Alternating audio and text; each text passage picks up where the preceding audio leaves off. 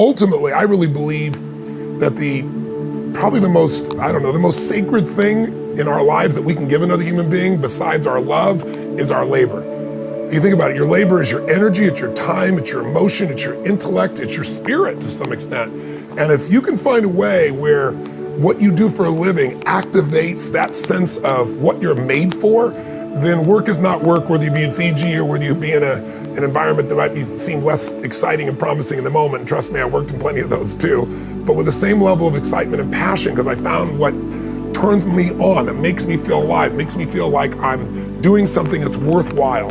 And on Labor Day, I think a lot of people, it's just a holiday to get away and take time off of labor. And my hope is to trigger you to think about how could you turn your labor into your love? I think it was Mark Twain who said, when your vocation becomes your vacation, that's when life becomes truly magnificent. And I'm privileged enough to have that, but I pursued it. And one of the secrets that I found, and I know you know this in your soul, is that we all know if you're gonna be masterful at something, you don't show up as the best in the world at something. You don't show up in environments that you wanna be in. You get there because you did things for thousands and thousands of hours. Most of you know the concept of mastery taking 10,000 hours. It's an arbitrary number, but I'm sure you've heard about it. You want to get really good at something, it's 10,000 hours, because when you do something enough, with enough intensity, enough intention to constantly get better, when your labor is your love, and where your labor is something you have to always get better at, then usually what happens is you get these insights that allow you to serve more. But I also think that labor, we're talking about this weekend, what makes people fulfilled by their labor is their motives for it. If your motive is just to make money or just to pay your bills or just to get rich or whatever you think that's gonna be, those people never really are fulfilled even if they make the money. The most fulfilled human beings in my experience, and I've had the privilege of working with literally 4 million people from 125 countries now around the world, the people that are most alive, regardless of the economics, are people that have found something that they really feel the motive is more than just themselves. We all know what it feels like when you're trying to do for something for someone you love and you're not doing it as a trade, you're not trying to get something back, you're just doing it because it's what you're made for. And I always tell people motive does matter.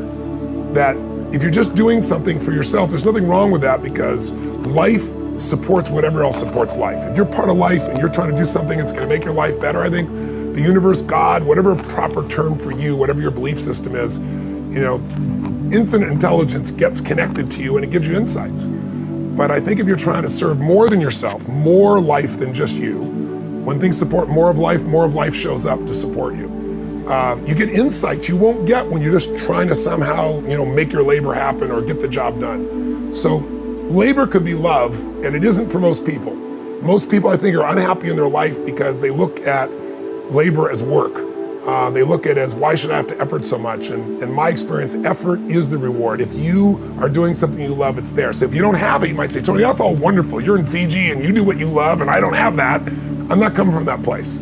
I'm coming from the place of saying you can discover something that you're really passionate about, but in order to do it, you got to get out of the story of what you can't do, and you got to put yourself on the line. Most of us came up with our labels based on how we behaved. But really smart people can do stupid things. Really nice people can be mean. Mean people can be nice. And so if you judge yourself too soon, and most people's identity, their labels for themselves, who they think they are, has been based on their past, and often many years ago. And so they don't update it. So the metaphor I'd give for identity is like, it's your comfort zone. It's not your goals. So if you took a temperature in the room and it said 68 degrees is my comfort zone, physically, emotionally, financially, I want more in my relationship, I want more physically, energy-wise, I want more financially in my career, but this is what I'm used to.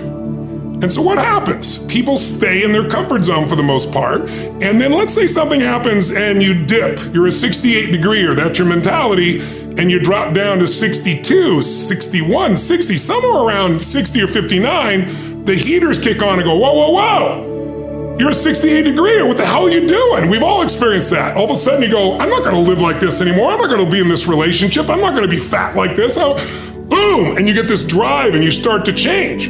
But what most people don't understand is it happens on the upper end too. Meaning, let's say you got momentum, you start crushing it, you start doing even better than you think. You go from 68 to 70, 88, you're at 98 degrees. Financially, emotionally, spiritually, whatever the metaphor is. And then what happens? You're going to say, hey, your brain goes, who the hell do you think you are? You're not a 98 degreer, right? get back to 68. And if nothing else, the heaters stop, you lose your drive, and that'll drift you back. And not enough, the air conditioner can kick on, and you start to kind of sabotage yourself till you get back to your comfort zone. So unless you expand your identity, change is temporary. Identity is the strongest force in the human personality. If you look at Lance Armstrong, who has a mixed identity now in the culture, this is a guy that had to win and found a way to win. So when he was told he had cancer in his lungs, in his brain, and in his testicles, and he rides a bike, and he's gonna die, his answer was, no, I'm a champion. I find the way. I will find the answer. And he did. Now, unfortunately, he bent the rules around the sport, and it kind of ruined his reputation, obviously. But that mentality, his identity is why he survived. Other people told they have cancer and they're like, it's over, they give up, they start arranging their affairs. And so that psychological difference is the number one thing I work with people on, because unless you expand your identity, you're gonna basically keep where you are. You might improve a little or not, you might go up and down a bit, but you're gonna stay within a realm. If you're gonna have an explosive breakthrough to another level, physically, mentally, financially, spiritually, then we gotta not only give you the tools, we got to shift that internal sense of who you really are and have you find that you are more than anything that's ever happened to you, that you can handle whatever shows up, even if it's incredibly scary or uncomfortable. Competition happens, technology happens. What you must do is have a second business with no moving parts, no people, no time. Maybe it takes you 3 days a year for 2 or 3 hours after you've read the book. You put it in place and you measure it 2 or 3 times a year. That's it. Go on with your life. Now, if there's a trouble in your business, you're financially set. I, in my life, have 31 companies now. We have, what do we have? 1,200 employees, 7 different industries. We do $5 billion in sales. I mean, that used to be, me and my seminar business. It's grown geometrically. But with all those moving parts, the only way I've been able to succeed is because I've taken every one of those businesses and I've diversified my assets so that when things were in trouble, I still have enough economics to take care of myself and keep the business going. So everybody needs to create a money machine that works while you sleep, that doesn't have moving parts, and that's what this is really something, don't you? Who has done something in your life that once seemed difficult or impossible, and now it's part of your life? Who's got something in your life in this area? Say I. How did you do it? You created it 3 ways. Number 1, you decided there's something you wanted so bad that you unleashed all your desire. You became obsessed with it. If it was a business or a car or a relationship or a transformation in your body, if there's something you once envisioned and now it's real, it's because you didn't just envision it, you brought so much emotion to it that now it's in your life. It was once a dream, it was once a goal, and now it's in your life. You may take it for granted now, hopefully not, but it was once just a vision. It may have seemed impossible at one time. So how did you do it? You started with a concrete vision of what you wanted and you focused on it continuously, didn't you? Wherever focus goes, energy flows. You envisioned something, you got clear about it, and then you started thinking about all the reasons why you wanted it. You got excited about it. Said, this is what's next for me now. I want this. You may have dreamed about it, thought about it, talked about it. But when you focus on something continuously, something magical happens. You get insights, don't you? You overhear a conversation and you hear something you wouldn't have heard if you didn't have that outcome or goal that you wanted so badly. Most people have a belief about what their real potential is no matter what you tell them. And that affects how much action they take. And of course that affects the result. And then ironically, that result reinforces their belief. And then that belief affects it. So I'll give you an example.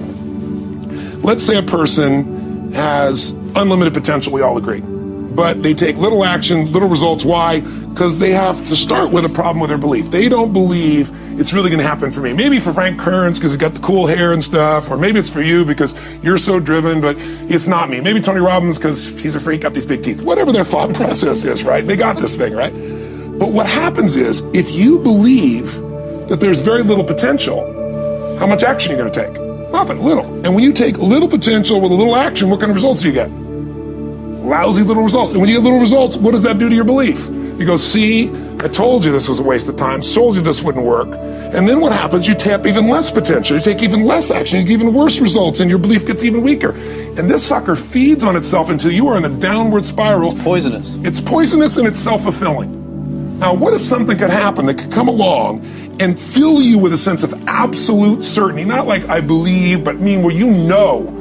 In you guys' case, mine as well, we knew because we had to. Because we burned the boats. There was no other option. We had to find a way. We weren't going to live that way. We all did it in different ways and for different reasons, but in essence, that was it. If you get yourself in a state of certainty that this is going to work, I'm going to find the way, and if this doesn't work, I will make the way, then you take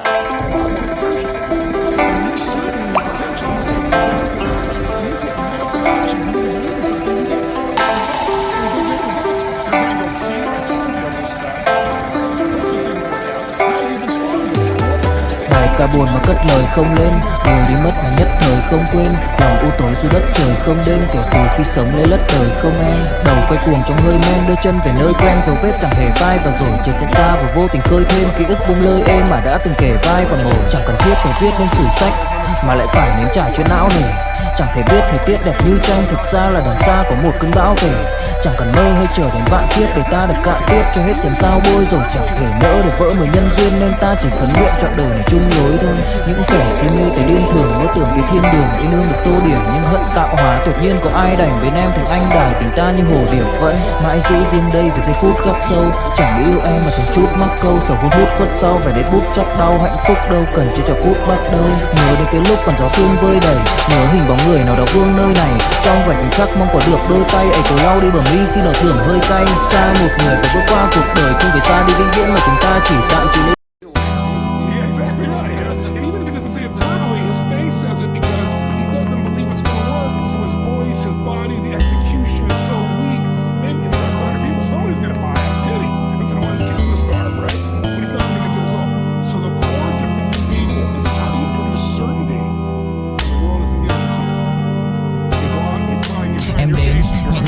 Em đi qua cái khoảng lãng mạn như thi ca khiến anh chẳng nhớ được gì cả, chỉ chút vội vã anh ghi và anh không biết được là đôi mình còn gần bên nhau bao lâu nữa. Nhiều lúc anh nghĩ hay thôi mình có lẽ là đừng yêu nhau nữa, vì cãi vã nhiều quá anh mệt lắm, chia tay nhiều quá anh mệt lắm, tất cả ở em đều mệt lắm. Nhưng rồi thời gian cũng hết năm, em thì vẫn ở đó vẫn nắm chặt tay vẫn kể môi sát môi. Anh thì vẫn như vậy vẫn nghệ sĩ nghèo chỉ có lời hát thôi. Em à, người ta mất nhau trong 2 tuần và ta xa nhau cũng 2 lần. Anh không có phải thằng khờ cũng biết trái tim đâu đó đã phai dần. Phải cần một sự liều lĩnh để thấy mình còn luyến thương nữa không. Mình sống với nhau như vợ chồng nhưng tình thế này thì chưa giống. Bài nhạc anh viết vẫn chưa xong, liệu rằng ngày đó có khi say anh thường hãy nhận về em, mong khỏa lấp những u tối khoảnh khắc về đêm. Nghe lại bài ca ngày xưa cũ ta hát về nhau, nhớ những giấc mơ ta từng ước to tát về sau. Và đó là khi mà anh dần lụy là không làm chủ chính mình, thấy không gian trở nên tồi tệ, mọi thứ bao phủ chính mình. Em đâu còn như điều anh mơ, anh cũng tự nhủ chính mình. Nhưng mà thôi em, nào ai giỏi mà đủ tính tình, chẳng thể vươn tới được cảnh cao dù anh có nhã ý trèo. Trong cơn say mọi thứ cuồng quay anh trở thành gã chí phèo. Yêu chân thành là không thay lòng dù em có như thị nở. Ý anh là em như cô tấm nhìn em như thị nở. Đêm vắng nàng ngón tay xám vàng vì đốt cả bao thuốc lá. Căn phòng chung ký sữa nồng ấm bây giờ sao bút giá. Một thói xấu mà anh đã quen khi em không ở bên lâu. Anh từng ngồi trong một góc tối nhậu suốt cả đêm thâu. Em mang con tim anh đi đâu, khiến anh mù quáng vẫn cô sáng mỗi khi đau. Em mang con tim anh đi đâu, điều gì choáng váng để xứng đáng ướt mi nhau.